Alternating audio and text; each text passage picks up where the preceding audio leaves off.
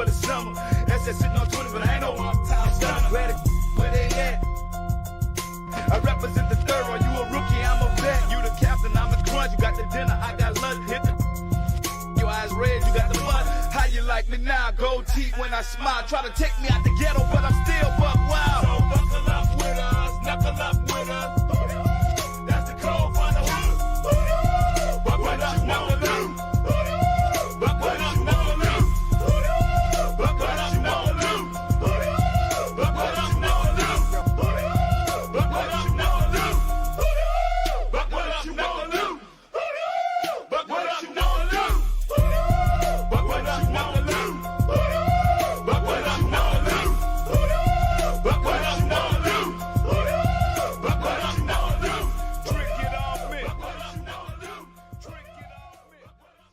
Thank you for listening to my daddy's podcast. Please subscribe to our channel. Hey, don't let these tears fool you. It's all dog around this mug. I'm good.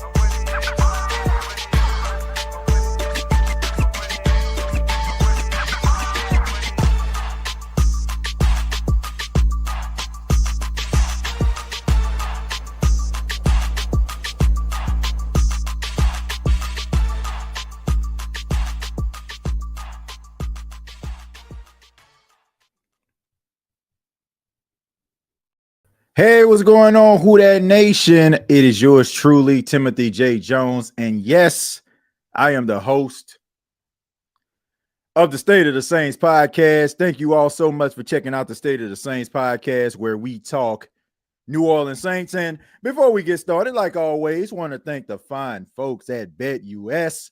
BETUS is a proud sponsor of the State of the Saints podcast. And right now, you can sign up and get up to 150% on your first deposit, and your next two deposits, you can get 125% up to 2,000 of them things. And ladies and gentlemen, you don't have to just bet on Saints games. You're probably upset and probably mad, and you probably don't want to bet no money on the Saints because they keep falling short. Well, they got plenty of other things you can bet on and choose from: the NBA, boxing, UFC, etc., etc. All you have to do is download the BETUS app and use the promo code YouTube150. Well, Who Dat Nation, shouts out to everybody that checked out the live edition. If you're watching this on a Tuesday, the live edition of the NFC South Roundtable with myself, Clay, Smitty, and James, having a good time over there. And if you have not already, please subscribe to the NFC South Roundtable, because the Roundtable Network is on the rise. All right. And we have a lot of fun over there. And I guarantee you do not want to miss that episode. Okay. To throw it in the face of the Atlanta Falcons after they have basically collapsed right in front of our very eyes. Beautiful. So check it out. All right. NFC South Roundtable. A special shout out to everybody that's watching this. Happy holidays to you. Probably out right now trying to do some early Christmas shopping, want to beat the wave, or probably at work, or probably at home. Wherever you choose to listen or watch the State of the Saints podcast, I really do appreciate it from the bottom of my heart, because I know you can be somewhere else. You can be doing something else, but you decide to spend a little time with yours truly, and I really do appreciate it. Shouts out to everybody in the chat, making the show what it is. Very interactive podcast. If you just stumbled across this podcast, and if you did, please hit that subscribe button, because why wouldn't you? We have a lot of fun over here. And also, a shout out to everybody that's probably not going to be able to make it, probably still out Christmas shopping. I don't know what's open this late, especially in the South. But nevertheless, shouts out to them after show boys. Shouts out, shouts out, shouts out, shouts out, shouts out to them after show boys. Shouts out, shouts out, shouts out, shouts out, shouts out to them after show boys. They be tweeting and be posting, they be tweeting and be posting, they be tweeting. Yeah, them after show boys. They be tweeting and be posting, they be tweeting and be posting, they be tweeting. Yeah, them after show boys. Shouts out to all the after show boys and after show girls out there. I really do appreciate it. Much love to you. And also want to give a special shout out to the amazing class of 2004 of George Washington Carver High School. They're on a cruise right now, celebrating our 20th anniversary, our 20th year, or whatever it was till we graduated. Shouts out to them, man. Be safe out there. Your boy couldn't be there, but shouts out to those individuals that decided to make the trip. But let's go ahead and get into it, man. Talk a little bit about tanking. All right. I thought it was apropos to start the show off with the legendary No Limit group True with Master P and C Murder and Silk the Shocker. All right. Because when you think about No Limit, what do you think about? You think about the tank dog. Think about that tank. And that's what we're going to be talking about. We're going to be talking about tanking because, as you know, you watched it. I watched it. We watched the New Orleans Saints fall short against the Los Angeles Rams 21-14 and pretty much destroyed any chances of them making a postseason or even winning the division. So I said immediately following the game that it's time to turn the page. Not like Bobby Valentino turned the page, but turning the page and focusing on the NFL draft. Because, ladies and gentlemen, if you're upset about what's going on with the New Orleans Saints, if you're upset at how this team has been looking over the last 4 seasons, the only way you're going to get yourself out of this situation is through the draft. Your books are crummy. Your players, for the most part, are old and slow. They're not what they used to be. Still got talent, don't get me wrong, but not what they used to be. And they basically are at the tail end of their career, the stars that you have. So the only way you're going to get yourself out of this situation, once again, is through the draft and making sure that you are doing the right things and evaluating the talent to come in to change your misfortunes. And hopefully they will. But the question has got to be, with the Saints having a game in the Meadowlands versus the Giants on Sunday, the Giants are a terrible football team. But should the Saints consider? Could they consider maybe not just quitting or anything like that, but consider maybe doing something a little bit different and seeing what you actually have, like the Giants are going to do on Sunday. Now, putting in Tommy DeVito as your starting quarterback over Drew Lock, I mean, that kind of indicates that you're tanking, right? Kind of indicates that. Maybe the New Orleans Saints may need to see what some of these other young players have. Because to me, and I'm pretty sure to you, the Saints ain't making a postseason and they not winning the division. And plus, at this stage, why would you want the New Orleans Saints to try to do something that they have, honestly, little to no probability of doing, just so they can fall further back into the draft, picking in the teens and losing the opportunity on getting one of those generational talents? My question is, why would you want to do that? But we know that the Saints don't quit, but should they? And feel free to answer that question in the chat. Feel free to comment after the show if you're an after show boy, after show girl. But I'm just wondering, should the Saints just go ahead and just try to, just try to phone it in just a little bit? Because once again, you got a lot of talented players on your football team. You got some young guys that could possibly do some things. Like, I'm looking forward to seeing what Kendre Miller is going to do. Yes, I said Kendre Miller because, you got people on social media that always have something to say and think that people don't know what they're talking about. But Kendre Miller is a talented running back. He just hasn't been able to stay healthy, but when he's in a game, he makes an impact. Maybe Bub Means coming back. Maybe some of these other young guys. So I'm just saying, what do you benefit from winning this football game? Upon the making of this video, the Saints have the 9th pick in the draft. And if you have the 9th pick, you can get yourself a damn good player if your talent scouts do a good job, which I expect for the New Orleans Saints to have completely different talent scouts at the end of the season when they fire Jeff Ireland and the rest of those guys that have basically been getting guys that been part of the Boy Scouts of America and saved cats from trees and shook hands with everybody because they're just nice guys and opening the doors for old ladies and walking them across the street and walking their neighbor's dog, even though the neighbor didn't ask them, but they just felt like it was the right thing to do That's all fine and dandy. You want good, upstanding citizens. It's good to go to bed at night and knowing that your phone won't ring because you got some really upstanding citizens. But the Saints need some dogs. And they need a coach with a dog-like mentality. And look, I have nothing against Darren Rizzi. I think that Darren Rizzi brings the energy. I think he brings the passion. And I can understand why those players would want to go out there and put it all on the line for D-Riz. But here's the thing. Are we basically just selling ourselves short? Are we basically setting ourselves up for failure by doing so? Because I like to believe that. See, I had an opportunity today to really do some thinking about this New Orleans Saints team. And I was wondering and going back and watching old episodes about some of my takes. Some of them when Dennis Allen, old no coaching tale, was the coach.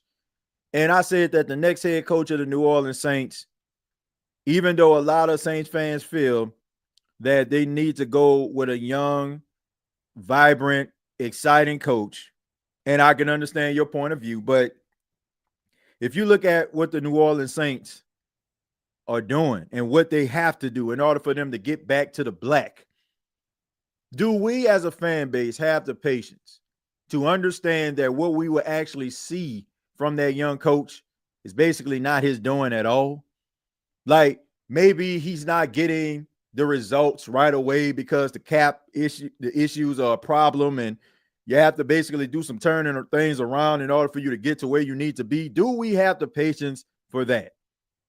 And looking around the landscape of the Who Dat Nation, the majority of those that have the loudest voices, they don't have the patience, because we know most of the people that follow the team or that be on social media, not everybody, get in where you fit in.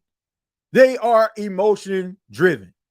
They basically base their thoughts and their feelings and their views on what they're seeing right now. And they feel like that is going to be the end result, regardless of the circumstance. And that's just not the case. We don't have the patience. So to me, the Saints need to go with a coach that knows what he's doing. A coach that probably has had a stop before and has found success, probably made the playoffs a couple times. That is what I feel like the New Orleans Saints may need to consider doing, because this fan base, some of you do not have the patience to let this thing kind of play itself out. And I don't want to see a coach with talent and ability and have that ability to develop talent leave this team and then go somewhere else where they already structured and start winning. And we find ourselves in the same situation like we have seen when the Saints have allowed some of these players in free agency to go. That is what I feel like the Saints need to do. And if that coach end up, I don't know, keeping the thing afloat, let's see what they do when, you turn over the books and everything gets into the black. Let's see if that coach can sustain the success or double or triple up on the success that they had as that coach. And if he can't, then guess what? That's when you can go out here and get yourself a highly touted head coach, a free agent head coach that everybody's looking at, because you'll be more appealing. And hopefully by that time, Derek Carr is no longer on the team, mediocring it up.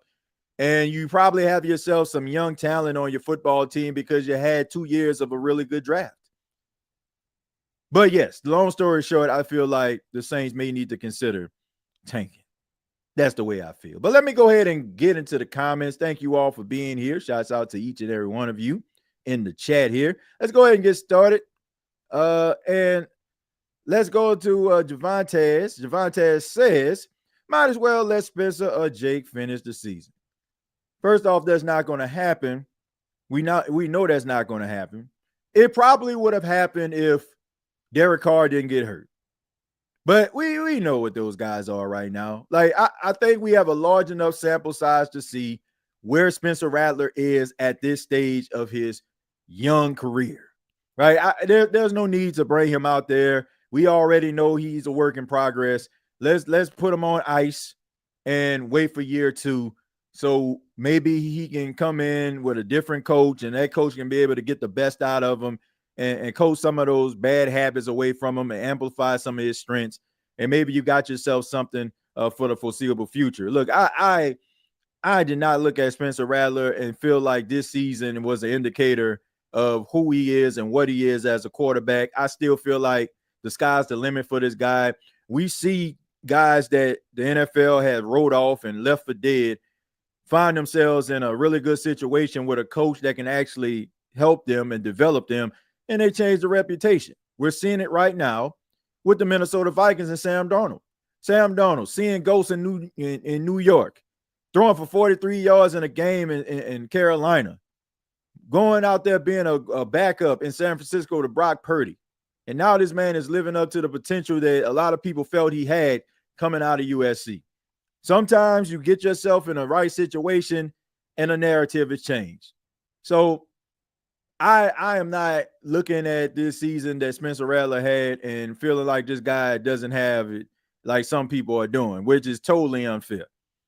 Because, you know, if you think that a young, inexperienced rookie that is still learning the speed of the game, coming in with a paper-mache offensive line and a bunch of wide receivers that are on a practice squad or, you know, guys that are undrafted and unproven, if you think that that was a fair shake for a guy that young and inexperienced, don't talk to me about football anymore. Like, you know, go watch something else, because clearly you don't know what you're talking about or what you're seeing. Not a big fan. Well, not a big Justin Fields fan, but unless he gets a good coach to change his career around. Look, I like Justin Fields. I think that what happened in Chicago was not his fault. He was the scapegoat, as we can see, because Eberflus was fired 2 hours after he had a press conference when the question was asked, is he concerned about his job? So I think that's an indicator that the Chicago Bears understand that Matt Eberflus was not the answer. And because of that, I think we have to concede and say that Justin Fields, the book hasn't been written with him, because we saw him before Russell Wilson became the starter for Pittsburgh. We saw him win 4 games. I want to say maybe lose 1 or 2. So there's something there, because if it wasn't, then, you know, people have been clamoring for Russell Wilson much earlier. He played so well that Russell Wilson was able to fully rehab and fully heal in order for him to make a run at it for the Pittsburgh Steelers. So I think in the right situation, you got yourself a very talented young quarterback, but it has to be the right circumstance and it has to be the right coach. You could get a good pick with a top pick in the draft. These guys got pride. Knowing our bad luck, the top pick might not work out for the Saints. That's a good point, Kendall. And that's the reason why I am going to continue to advocate. And I don't care who likes it. I don't care who's scouring, watching this right now. That is why I'm advocating for a change in the front office. Look, Jeff Ireland, Executive of the Year a couple of years ago. What have you done for me lately? You haven't done absolutely nothing except whiff on draft picks and get a bunch of Boy Scouts up in here and guys that when you sneeze on them, they hurt and out for 4 to 6 weeks. They need guys that are proven projects that can go out there and that will hit the ground running right away, because you cannot afford to have a developmental farm. That's what you do when you have a playoff team. That's what happens when you win double-digit games. That's what happens when you have a coach that has cachet and has tenure, and people aren't lobbying for him to be fired. They have to find guys that can hit the ground running, and Jeff Ireland has not done that. Too much living on the glory years and giving guys the benefit of the doubt. A lot of guys have lost their fastball, ladies and gentlemen, and it happens, right? We seen Justin Tucker go out there and look like a mere shell of himself. We see Aaron Rodgers out there in New York looking like a mere shell of himself. But we knew once upon a time, those two guys were 2 of the best players at their position in NFL history. It happens. Jeff Ireland at one time knew what the hell he was doing. But over the course of time, we're seeing that dude has lost his fastball. So what are we going to do? Are we going to be sparing feelings here? Are we going to be like, oh, man, Jeff has been so great for us. He's been such a wonderful guy. Let's go ahead and keep him around because we like him. And I like his wife and I like his kids and yada, yada, yada. Who cares? Who cares? not about his kids and all that kind of stuff. I'm not saying it from, that particular standpoint, but I'm saying by as far as from an executive standpoint. If you're not producing, if you're not doing what needs to be done, you have no room for error.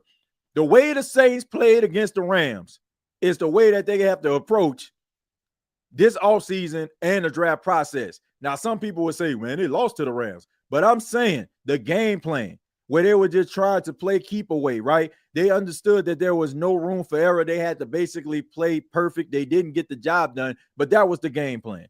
The Saints have got to be virtually perfect. They gotta find these diamonds in the rough. And I ain't seen a diamond in a rough in a minute. I seen some top-heavy guys that first and second round maybe be able to do something, but even with Isaiah Foskey, I forgot he even on the team. And so did Joe, and I also forgot Peyton Turner was on the team. And when you have a first-round pick and we just happy that they do anything, that, my friend, that, ladies and gentlemen, is what you call a failure. And I'm saying that tongue-in-cheek here because I don't know if it's these guys or I don't know if it's just the coaches that was trying to develop these guys at this point, because I'm watching former Saints go out there and light it up, and not just light it up, but be the best at what they're doing, which absolutely makes me sick. Like every time I watch Trey Hendrickson play with the Cincinnati Bengals, it literally makes me sick. Like it literally makes me sick because you had an opportunity to sew this dude up, but instead you looked at a 14.5 sack defensive end and looked at him and said, it's a contract year. He just doing it. My goodness.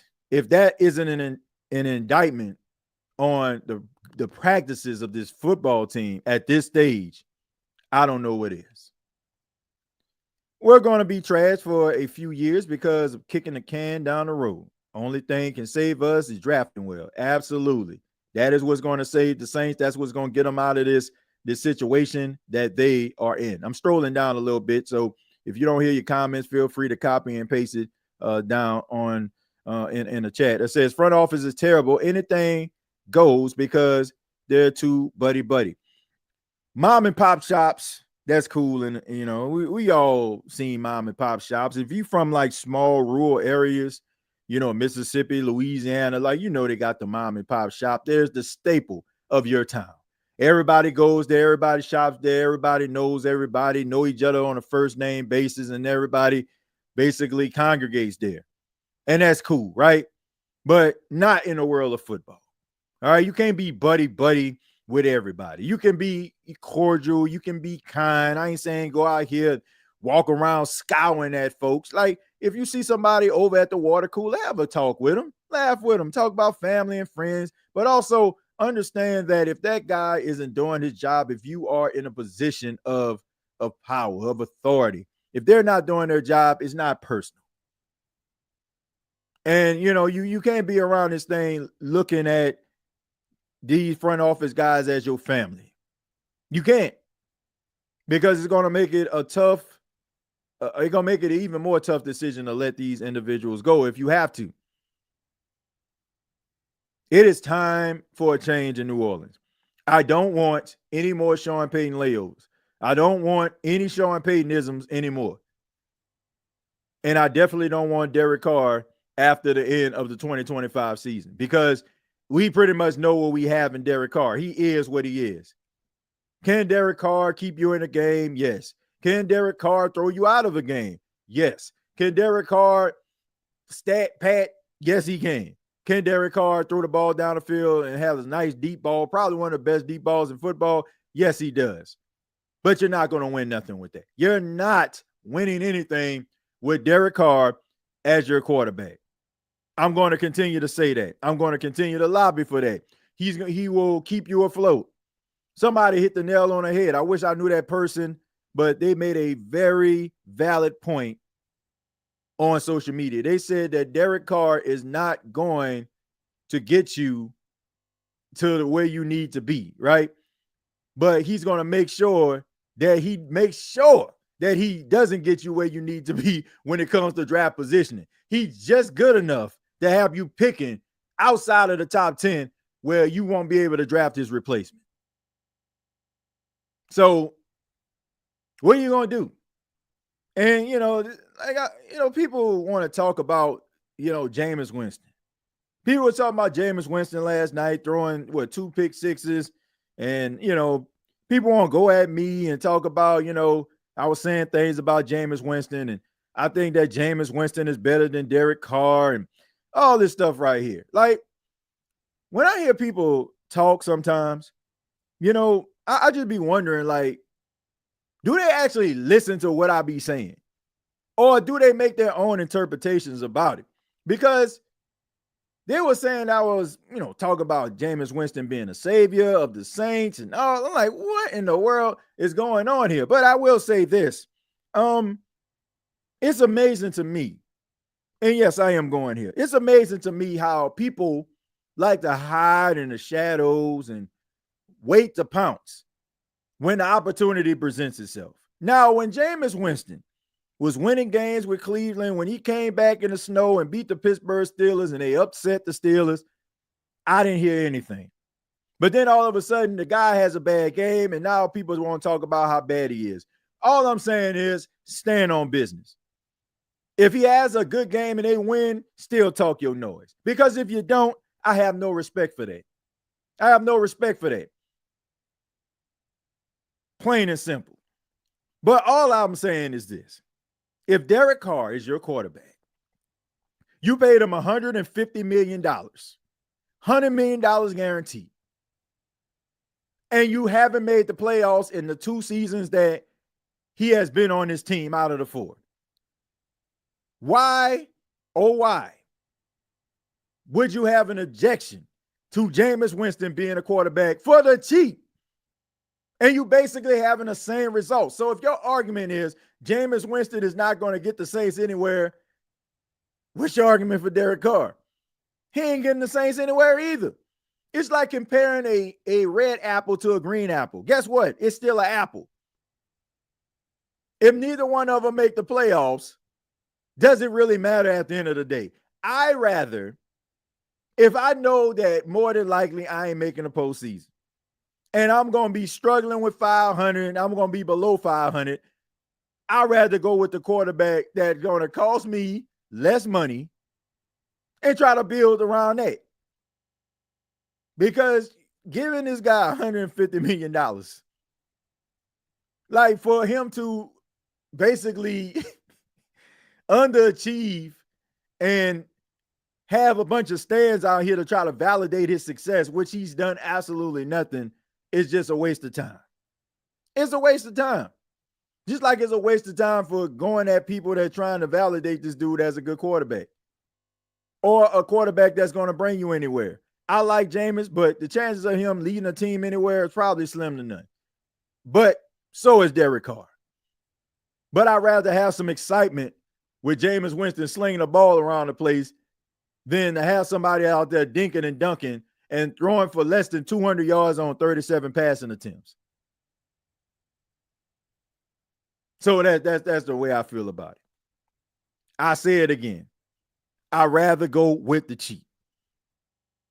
If you shop at Walmart, you know that their generic brand is Great Value. Great Value is the generic brand for Walmart products, right? Now, you're on the aisle and you want some cereal. And you go to a box with Toucan Sam on there, Fruit Loops. Look at Fruit Loops, and Fruit Loops cost $5.99. And right next to it, it don't have the aesthetics of Toucan Sam on the box, but it has Great Value Fruit Wheels on it.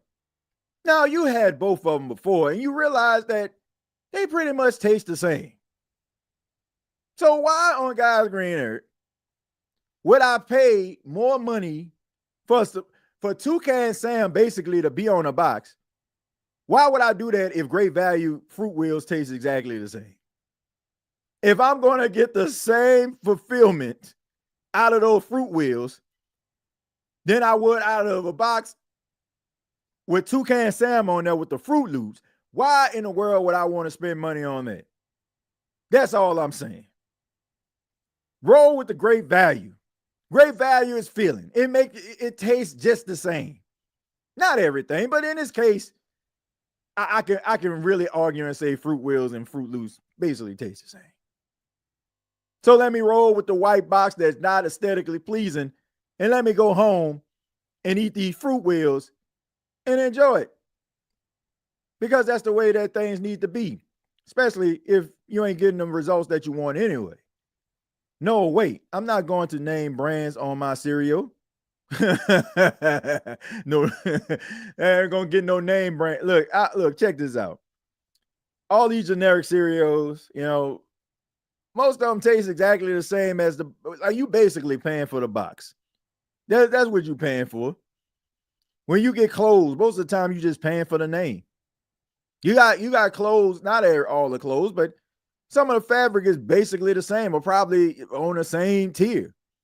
But we'll look at the name or the logo, the brand, and we just feel like, oh man, let me just grab that. But man, look, give me that great value, bro. If it's tasting the same, let me roll with the great value. Jameis had more production in one game than Carr in 2 games. People say that he's efficient, right? He's efficient. He's 10-2 with it. And that's the argument that it is with Derek Carr. Like, Derek Carr ain't gonna make least mistakes, but you still losing. You still losing, bruh. Guess what? If I'm riding like this, you know what I'm saying? I'm swerving through the lane, and all of a sudden I just make it to my destination, right? No problem. A little reckless, but I got there. And if somebody else driving 10-2, you know what I'm saying? Like, and I'm here. Guess what? We still made it. We had different ways and different philosophies and different approaches to it. But guess what? We still made it to the same place. Neither quarterback is going to the playoffs. So let me get that quarterback for the low price of $5.99. Then that quarterback that's out here that's going to give me the same results for 10. Plain and simple. Both of them mid as hell, to be honest. One just a little more fun to watch. Let's see. And the results are going to be the same. That's pretty much it. That's pretty, like, think about this. All right. You're in a shoe store, you got 2 pairs of shoes, right? They're virtually the same. They give you the same level of comfort. They're both aesthetically pleasing to you. So what do you start doing? You start looking at some of the little qualities and stuff like that that can be beneficial. That's just what you do. Oh man, this shoe right here, man, I noticed, man, like when I bend it a little bit, it seemed like it was a little bit more loose. This one right here, like I can get some real tread off this. Oh, you know what I'm saying? Like, oh, this shoe right here, like it's a little bulky. This shoe, like you start like nitpicking and trying to find ways to try to differentiate or separate the two. And my thing is, they basically are the same. They basically the same. They are going to put up numbers, make themselves look credible to a point, but at the end of the day, they still gonna fall short. So what you want to do?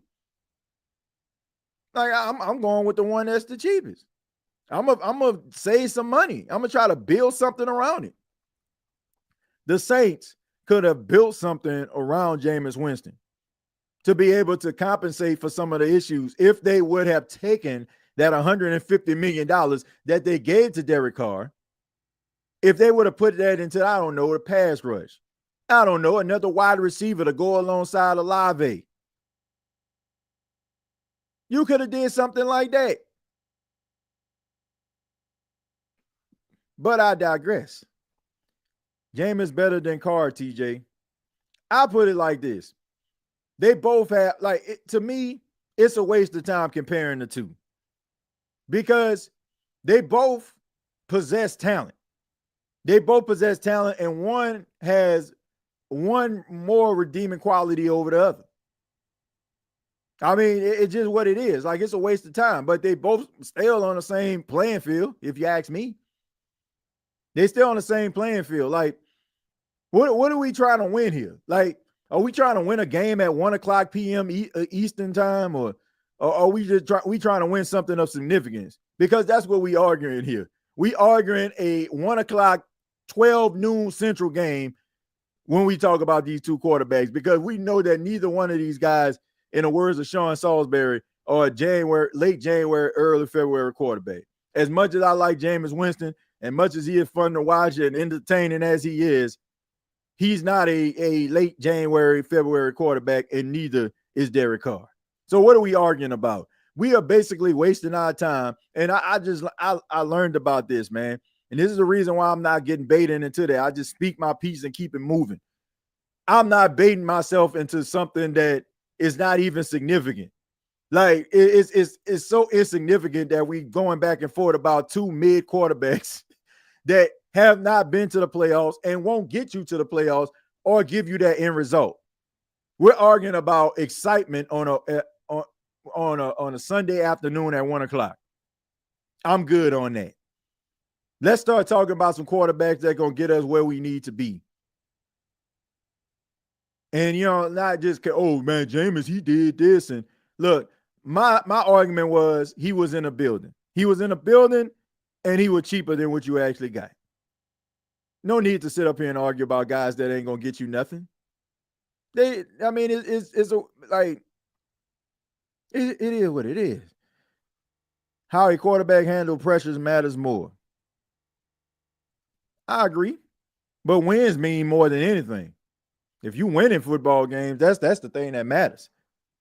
But think about Jameis put up over 30 points. Where was the defense? I don't know what the defense was, but you can't throw 2 pick sixes in a game and think that you're going to win something. Like 9 times out of 10, you won't. They had some crazy stat that said Jameis Winston was responsible for almost 700 yards passing because he threw for 495 or something like that. And they had 172 interception yards. So if you combine the yards that he put up passing and the pick sixes, he was responsible for nearly 700 yards. That's insane. That is insane. Carr is generic cereal, but costs more and tastes nasty. Well,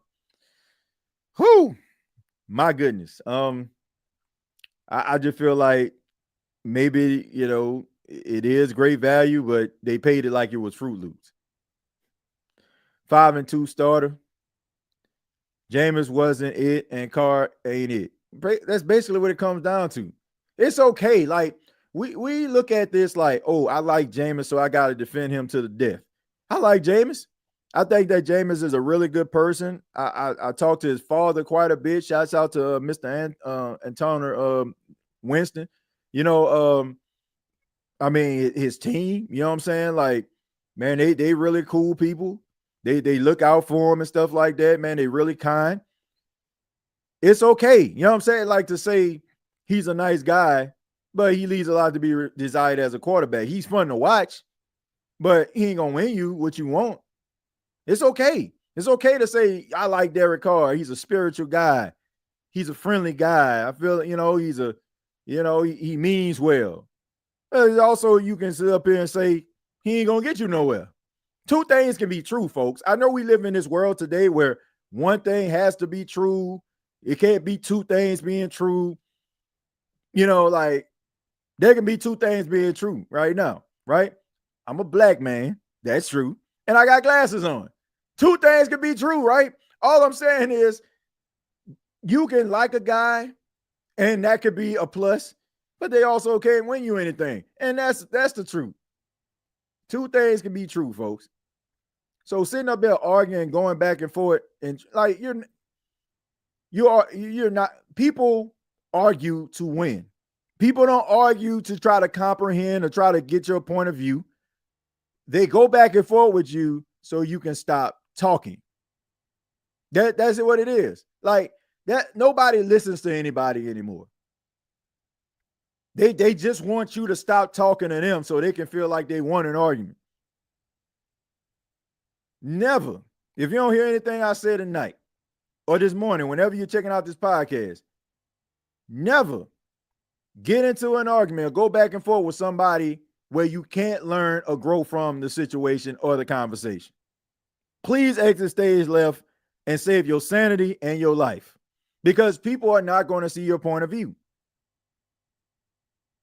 There is over thousands of takes and videos of the State of the Saints podcast, and yet people still don't like. They still feel like I'm just some guy talking on social media. Don't even take the time to try to put things into context. Don't even listen. So if you're not listening to me, if you don't even know I have a podcast, why am I sitting up here wasting my time talking to you? Save your sanity, ladies and gentlemen, and understand that people talk to win, not to listen. There is no point debating these two quarterbacks. Both quarterbacks will have moments, but they are not consistent. Exactly. No need to. TJ, who you want in the draft? I assume that's what you're saying. Who do I want in the draft? I want somebody that's impactful. I want somebody that's going to come in, no matter what the position is, to come in and make that position much better because they're a part of it. Rather it's cornerback, rather it's interior, rather it's a guard on the offensive line, rather it's another running back or a quarterback. I don't care, because the Saints got so many holes.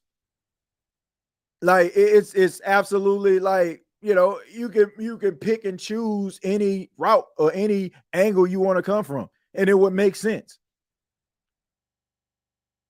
I mean, it's just the truth, man. So I just want somebody that's gonna make an impact, not somebody I gotta wait 2 and 3 years, and then all of a sudden, man, there they go right there, and then it's about that time for them to get another contract, or they gonna walk. Like, get somebody that's going to hit the ground running as soon as possible. ASAP, ASAP. But he threw 58 times. Yeah, that's a lot of passing attempts. Nobody else really matters. Desi Michelle. Dumas said he will not tank. Yeah, I mean, he said he won't tank, but a part of him probably feel like the Saints are tanking because his main man, Dennis Allen, ain't here no more, so he don't care. That's why, man, when the last time y'all seen Loomis in the locker room? I ain't seen him in them two victories that the Saints had. Normally, he be standing right there. When Dennis Allen was winning football game, he was in that locker room with his arm posted on the wall, smiling like a proud father, or, somebody that's, y'all get what I'm saying. But all I'm saying is, like, I ain't seen that energy when Darren Rizzi, because we all know that he ain't want him there in the first place. So, he probably just feel like, oh, man, we are tanking because, Dennis Allen ain't the coach. But in reality, you've been tanking since week 3 because Dennis Allen was your coach. Probably could have did something if you fired him. Dare I say, didn't bring him back at all. Chemo, I say draft 1 and work with Rattler 2. I just feel like if the Saints don't draft a quarterback, it's not the end of the world. I do feel like I want to see what Rattler can do with a coach that knows how to utilize and develop guys. And let's see what he is, man. Because as we can see, man, we don't see players for the most part get better. And they didn't get better with Dennis Allen as the coach. You could probably name maybe a player or two that probably look better than they did when they first got in there. But all in all, I mean, nobody got better. Everybody's basically the same. If they was average, they still average. If they was above average, then they above average. But their positions never change. So if I can see him with a better coach, so we can get a fair assessment of the dude. Will they hire a coach before April? Hire head going to take time. Will they rush, or they need all the time? Look, I don't think they're going to rush, because you can't talk to any coaches until the end of the season anyway. You can't talk to them. And most of the guys that you want to talk to probably in the playoffs. So you're not going to be able to talk to them if that coach, becomes successful. You're not going to talk to him until after the Super Bowl. So, like, if you want to, most guys are going to still be coaching. So if they got to wait, then I can understand, as long as you get that right guy. We have to do something with this O-line, though. Yeah, I mean, You got to get better, but you got to draft. Like Lucas Patrick to me was more like a bridge offensive lineman because you know, like him or not, Andrews Pete was much better than anything that you have across this offensive line. Andres, you know, like you lost him, so you kind of plugged in Lucas Patrick, and maybe next year you can get yourself another guard. So that's just what it was. So you get yourself another talented guard, do your homework, and find yourself another offensive lineman that can go alongside Tallahassee. And I'm still lobbying maybe consider trading Cesar Ruiz. I'm still saying that because I feel like you can get something better than that. Not to say that he's the worst right guard in football. He's not. But, you know, he's kind of middle of the pack. But, you know, I think you can probably get something from him. I think you can get something from him and maybe, you know, replace him with somebody else. Hear me out. Get rid of Carr this next year before the deadline.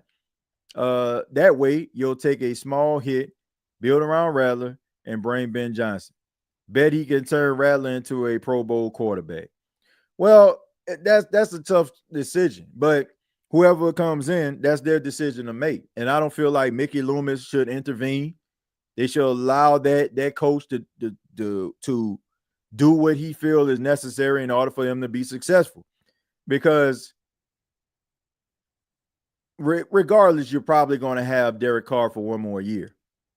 He'll probably be on a short leash because that coach is going to be like, well, I didn't sign him. That wasn't my guy. Kind of like what they did with Jameis Winston, right? Jameis Winston wasn't Dennis Allen's guy, so and there was no love lost when he set him down for the entire year for Andy Dalton. So, you know, he'll probably still be here, and he'll probably just be sitting on the bench making $50 million. But I just feel like the front office needs to support that decision if he feels that is necessary. TJ, do you think we're rolling with Derek Carr next year? And I think I pretty much answered that, Big Valley, you know, I guess like just in the middle of that diatribe there. But yeah, I think they're going to bring him back. Carr not going to get us anywhere, TJ. I mean, Stepper, we already know that, Step, we know that, man. Like we know this, man. It's a broken record right now, man. It's Groundhog Day. It's Bill Murray in Punxsutawney, Pennsylvania. You know what I'm saying? Like it's the same song and dance. Like we know what it is. You know, like I said, nobody really thinking that Derek Carr is capable of all pro, Super Bowl, multiple MVPs, except for Wi-Fi Willie. That's probably the only person right there, you know, but he trying to stand on business. He building a brand around defending Derek Carr. I ain't mad at him, man. Get your money, get your likes, get your subs up. But come on, man. You ain't winning nothing with that. Lamar Jackson is lucky charm. Derek Carr is unlucky charm. Yeah, Lamar Jackson is a really good quarterback. I don't think anybody doesn't know that. Could have been the Saints, but they decided to go with Davenport. Anybody know what Davenport is right now? TJ, who you want in the draft? Who do I want in the draft? I wouldn't mind having Will Campbell. I wouldn't mind having him, you know, as an offensive lineman. I think that he could possibly fall to the Saints if they end up picking between 7 and 9. You know, I wouldn't mind seeing Will Johnson. I wouldn't mind seeing him. I wouldn't mind seeing Graham, Mason Graham. To me, that probably would be your answer for your run defense. Mason Graham. I wouldn't mind seeing him. I wouldn't mind seeing Cam Ward or Shadur Sanders as the quarterback, which I feel like those guys are probably going to get drafted pretty high. And I wouldn't mind seeing another impactful wide receiver, but I feel like you can probably get yourself an impactful wide receiver later in the draft. But you need so much, man. Got my sackcloth and ashes on. TJ light skin, LOL. Like, I don't think anybody's gonna mistake me for light skin, my brother, at all. About it black and night, you know what I'm saying? TJ, who you want in the draft? I think I already answered that, but yeah, I named some guys. Courtney is laughing. Jack says, you don't pay a quarterback $150 million when you know he had to rebuild. Is stupid. Mickey needs to go. The Saints are the only team I know that would sign a guy for 100. Maybe I'm wrong, man. Maybe there's something in the archives we can go back and look at that. And Barbara, thank you very much for the $2, by the way. I want to acknowledge that. But you got to go back and look at time and be like, has there ever been a time where a quarterback has been like told to go home because we don't feel like we can win with you and we don't want to get you hurt because we'll owe you some money, and then that quarterback turns around and get paid by another team? Like I ain't never seen nothing like that. Like they paid this dude $150 million and his last team basically told this dude to go home. Has there ever been a situation when a team has done that and that player turns around and becomes more beneficial? And I mean, like they end up making more money in the process. Like I ain't never seen nothing like that in my life. Like normally it's like, okay, man, the player team gave up on him. Man, you're going to have to build yourself back up, man, for people to start respecting him as a quarterback or a running back or a wide receiver again. The Saints was bidding against themselves. They whining and dining, flying this dude to Louisiana. Please don't let him leave the building. Like this man about to get a Saint 4-5 Super Bowls around this thing. My goodness. My goodness. Other quarterbacks aren't reckless with the ball. A better run game would help, but Jameis is who he is with his decision making. Yeah, he is who he is. We know that. I know that. You know that. He is what he is at the end of the day. We know what he is. He's a middle of the pack, average quarterback that's going to generate some excitement and going to have everybody liking him because he's a really good guy. Plain and simple. Plain and simple. That's just who he is. Joe Brady favored to be the next head coach. Shaking my head knowing Mickey Loomis, he gonna go get Joe Vitt out of Man, you ain't lying. One probably Belichick. Probably have a conversation with John Gruden. I think there was something behind that. I'm gonna be real with you. John Gruden snooping around and being around the Saints team throughout the years, I really just felt like that's probably Mickey Loomis kind of keeping him around. So all I'm saying is maybe that might be the guy that they be eyeballing. Don't be surprised. Jerry, I know, but if we tank, there is a chance. I don't know if we're talking about getting, I don't know who we tanking for. I'm going to take a few more, and then we're going to go ahead and get up out of here, folks. Thank y'all for being here. Ryan says, I agree 100%. TJ, flaws everywhere. D-line can't stop anybody. Offensive line, tight end, wide receiver, pure pass rush, quarterback, G. Man, look, Saints need cotton candy salesman, popcorn salesman, the guys, that sell the peanuts. Like, they need everything. That's why, like, if anybody's called, like, we just got to be like, good answer. Because, I mean, look, there's so many glaring holes on this team. Like any direction they go in would make sense, I should say. What about Jalen Miro? Yeah, not as a first round pick. I've had this conversation on the last episode. It's not the fact that I don't like Jalen Miro. I think that he's a talented guy, athletic. But I don't feel like he's just first round. I don't feel like he's a first round talent. I feel like maybe second, third round or something. He's there, and let me just take a fly on him. I'm cool with that, but first round, nah, bro. You got bigger fish to fry. The medical staff needs to go. Mike T listed how bad it is. They can't be this many players pop up on injury reserve every year. I think it has a lot to do with the fact that Dennis Allen wasn't really preparing from what I heard, like having these dudes stretching and all that kind of stuff, monitoring the yards and the miles that they run, like Rizzy is using the technology. I don't think that Dennis Allen really used the technology because he probably don't really know that much about technology. So I think that was negligence on the part of Dennis Allen and what he was doing. I think that had a lot to do with it. You got to make sure that your players are lathered up, stretched up, and ready to rock and roll, okay? You got to make sure that you're looking out for them. Because if they don't get the job done because they're hurt, that's an indictment on you, and you're going to end up getting fired. So, bad practices. TJ, I'm going who then? Let's see, Macho Man with the shades, LOL. But 150 million is for a quarterback that should get you a ring. I agree. Look, first off, I just, I just decided to wear shades, man. We had like some on NFC South roundtable. I started wearing shades, dubbing them victory shades, and just been wearing them, man. So thought it would be great to wear them tonight. You know what I'm saying? Like, I don't know why, I just got them on. Hey. Let's see. At least Jameis goes out and tries to win instead of being a conservative like Carr. I think Carr tries to win. I just think they approach things differently. I'm not gonna say he don't care about winning. Cut Carr and save 30 million, TJ. Not next year. I feel like Miro will be another Anthony Richardson. Probably in a bad situation he would be. But I mean, we have to understand. There's like a fine line, right? There's a line, right? There's a line that can be crossed or it can never be stepped on.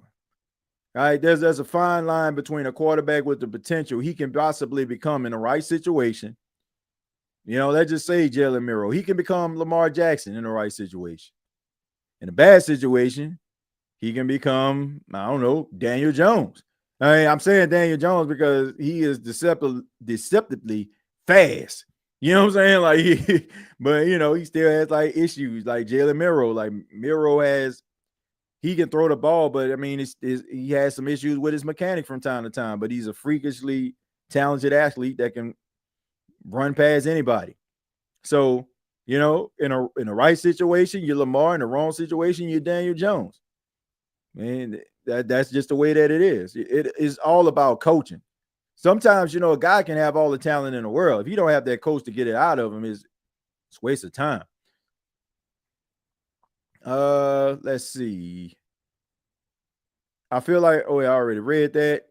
And Dennis Allen was coaching like Mickey Loomis. He's evaluating talent, which is non-existent, not stretching, bruh. Yeah. They wasn't, they weren't really going as hard as they should. It's like, okay, man, arms up, stride straddle hops around this thing, squat thrust.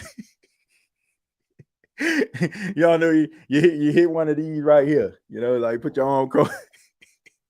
1, 2, 3, 4, 5, 6, 7, 8, 9, 10. All right. All right.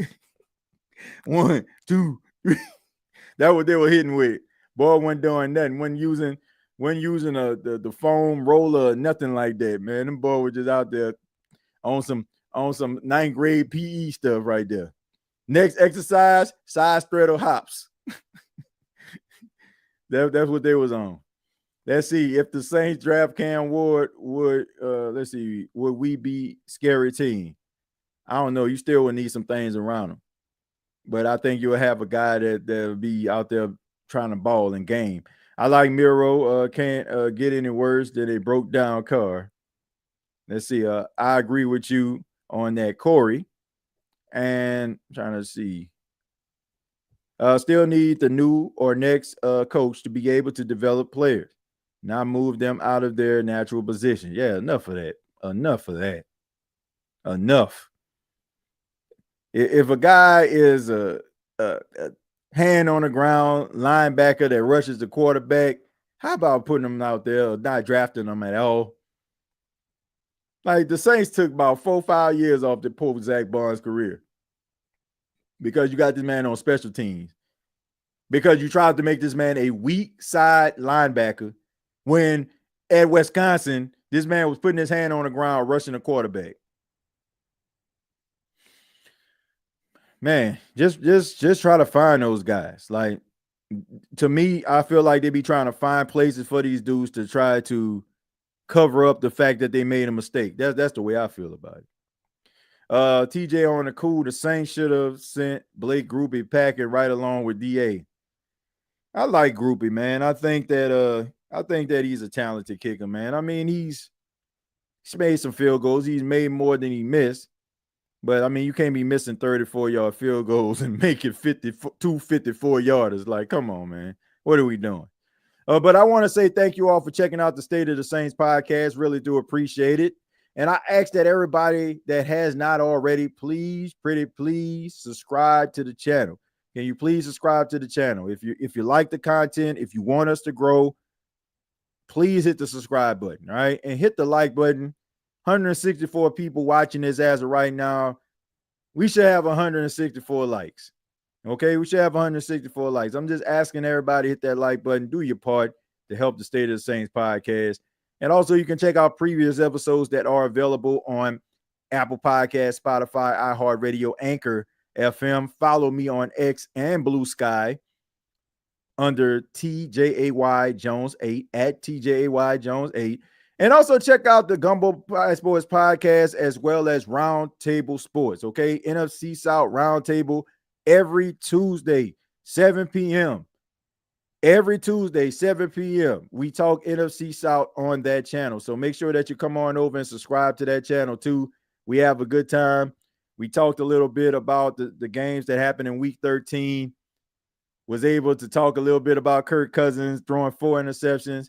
And happy, let me see, I guess you could call it an anniversary. It's been exactly 30 days since Kirk Cousins threw a touchdown. That's right, ladies and gentlemen. The last time Kirk Cousins threw a touchdown in a football game was November the 3rd, 2024, when they played the Dallas Cowboys. As of right now, if you're watching this live, it is December 3rd. It has been a smooth month since Kirk Cousins threw a touchdown, ladies and gentlemen. And I love it. And watching the numbers for the Atlanta Falcons just dwindle on that channel after them boys was talking so much noise, ladies and gentlemen. I mean, so much noise. To watch the numbers dwindle, beautiful. But come on over to the NFC South Roundtable. We have a lot of fun. And shouts out to everybody in the chat. Shouts out to everybody at home, at work, wherever you are right now. Thank you so much. And until next time, all I got to say is, who that? Thank you for listening to my daddy's podcast. Please subscribe to our channel. Hey, don't let these tears fool you. It's all dog around this mug. I'm good.